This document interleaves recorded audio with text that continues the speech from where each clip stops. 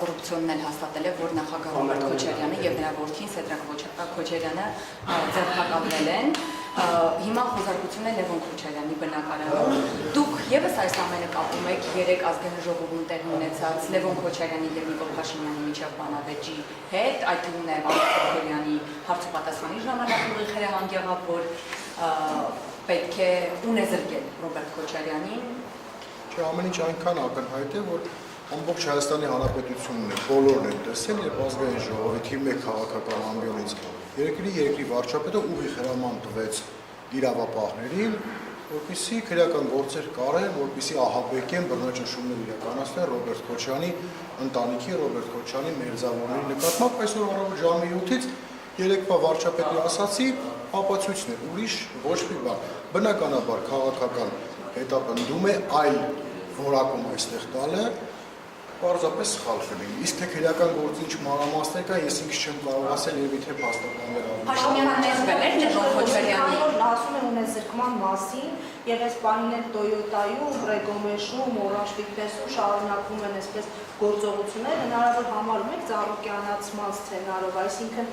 պետականացնի, վերցնի ձեռքից եւ այլն եւ այլն։ Այս բեսպրիզելի, այսպես ասած, տիրույթում բնականաբար ամեն ինչ հնարավոր է, ամեն ինչ սպասել է այսօրվա իշխանությունից, քանի որ գիտեք չկա օրենքը, որ ասես օրենքի էս ինչ կետով չի կարելի, դրա մասին փաստաբանները կխոսեն, բայց այս մարդը օրենքից իրեն դրել է դուրս եւ ուղիղ հրամաններ է տալիս։ Այսօրվա իրավապահ համակարգ Հայաստանի Հանրապետություն Նիկոլ Փաշինյանի բութ գործիքն է դարձել, ոչակերտավոր ասեմ առանց անձերի որևէ վիրավորելու եւ մի փոքր ավելի առաջ գնամ, ասեմ, կարծես յաթաղան լինի օգտագործում է հայ ժողովրդի եւ ընդդիմադիրների դեմ։ Այն ընդդիմադիրը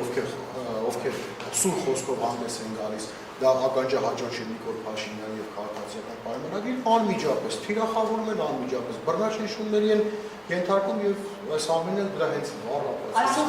Այսինքն սա ընդհանուր մեծ պլանի մաս է, այսպես ընդդիմադիր գործիչներին իզոլացնելով պատրաստում են օրինակ սահմանադրության փոփոխությանը եկեղեցու, այսպես վերացմանը դրա մասն է դիտում եւ խորհրդարանական ընդդիմությունը ի վիճակի է ինչ-որ բան փոխել, հաստատի ստացվում մանդատն էլ չի օգնում։ Տեսեք, խորհրդարանական ընդդիմությունը կոնկրետ Հայաստան դաշինքը այս տարիների ընթացքում նախորդ տարիներին բազմաթիվ փողոցային պայքարներ է նախաձեռնել, պայքարի միջոցներ, որպեսզի ազատվենք այսօրվա իշխանությունից։ Միայն Հայաստան դաշինքը չի կարող այն վտանգները, որը կա այսօր Հայաստանի Հանրապետության սպառնում է եւ Նիկոլ Փաշինյանը ուղիղ ինքն այդ վտանգները բերել Հայաստանի Հանրապետության գլխին, չի կարող այստեղ պետք է ժողովրդի աջակցությունը մյուս ընդդիմադիր ուժերի, արտախորհրդարանական ուժերի։ Իրականում այս ձերբակալությունները դրա մասին է խոսում, փորձում են ընդդիմադիրներին իզոլացնել, որովհետեւ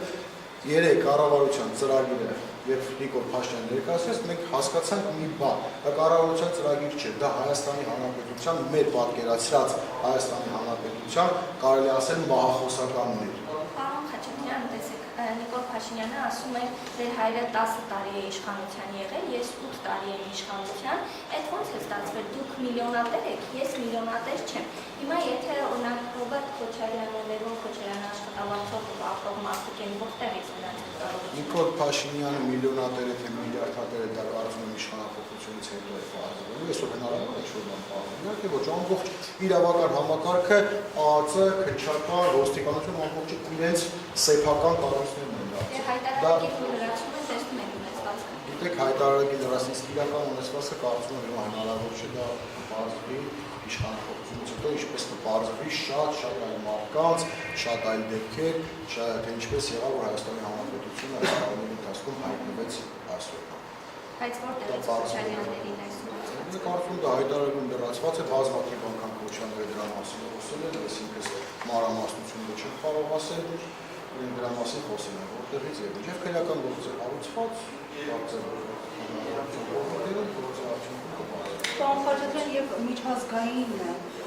արձագանքների տեսանկյունից հաշվի առնելով, որ Հայաստանում սեփականության իրավունքը անձեռնխելի չի ստացվում է քաղաքական նպատակներով վերածվում է այս իրավունքը,